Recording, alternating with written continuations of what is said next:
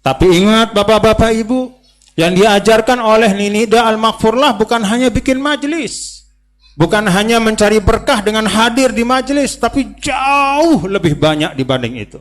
Al-Maghfurlah mengajarkan kita untuk membangun bangsa dan negara, untuk membangun Indonesia yang kita cintai. Siap Bapak Ibu? Siap warga Penjor? Siap warga Lombok Utara? Nah, semuanya alhamdulillah. Dengan pengajian ini, dengan kekompakan ini satu bukti. Tiang berharap teruskan Bapak-bapak Ibu nggih, kompak, utuh, bersatu, bersama-sama, bergerak, berjuang. Sekali lagi terima kasih.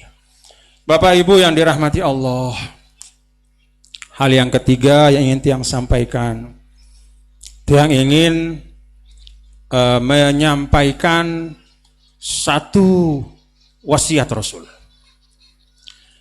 Wasiat Rasulullah Shallallahu Alaihi Wasallam yang beliau sampaikan kepada sepupu beliau, anak dari paman beliau yang bernama Sayyidina Abdullah ibnu Abbas.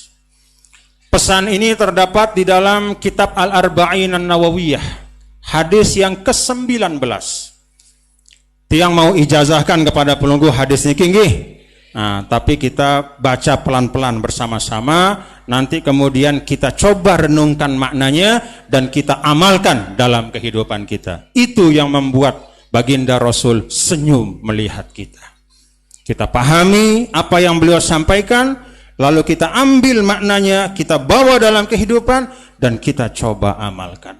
Itu yang membuat Nabi Shallallahu Alaihi Wasallam insya Allah akan tersenyum gembira, berbahagia, punya umat seperti pelungguh semua.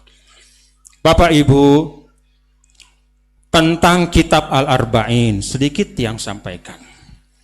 Salah satu daripada min akhlaqil ulama adalah tashilul ummah. Salah satu dari akhlak ulama itu selalu berusaha memudahkan umat. Jari munara dengan salah, kalau ada orang jatuh dalam satu kekeliruan, maka dia akan angkat. Tidak justru orang itu jatuh ke dalam satu kekeliruan, lalu kemudian dijerumuskan lagi. Kalau ada melakukan suatu kesalahan, maka diberikan penghiburan. Oh, masih bisa, ada jalan taubat. Kalau misalnya ada satu perbuatan yang oleh satu ulama misalnya dianggap tidak sah, tapi sudah dilakukan, maka tugas ulama apa? Mencari jalan supaya apa yang sudah dilakukan itu mendapatkan jalan untuk boleh. Cari pendapat yang membolehkan kalau itu sudah terjadi. Itu min akhlakil ulama. Dulu salah seorang ulama yang kebetulan meriwayatkan hadis ini, yang disebut dengan habrul ummah, ya, disebut dengan ulamanya umat, yaitu Sayyidina Abdullah bin Abbas.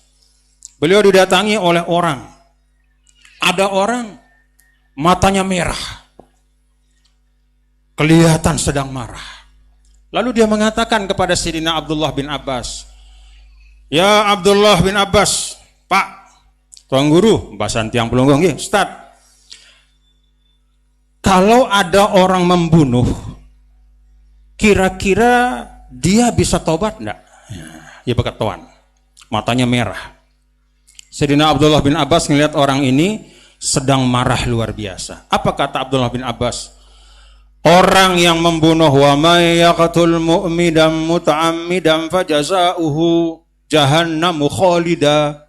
Dikutiplah ayat oleh Abdullah bin Abbas, siapa-siapa orang yang membunuh maka dia akan kekal di dalam neraka.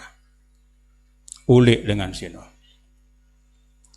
Datang orang lain pada suatu waktu, matanya beda dengan yang tadi sebelumnya. Kalau yang sebelumnya matanya penuh dengan amarah, yang kedua ini matanya penuh dengan penyesalan. Nanya kepada Abdullah bin Abbas, Syekh Tuan Guru, Syekh Abdullah bin Abbas, kalau orang membunuh itu lalu dia taubat, ada ndak taubat yang bisa diterima oleh Allah? Dia taubat, diterima ndak taubatnya? Dilihat oleh Abdullah bin Abbas, orang itu matanya penuh penyesalan. Apa kata Sayyidina Abdullah bin Abbas? Beliau kutip ayat yang lain. Apa ayat lain yang beliau kutip? Ayat yang menyatakan bahwa Allah mengampuni semua dosa kecuali dosa mensekutukan Allah. Ulik dengan sini.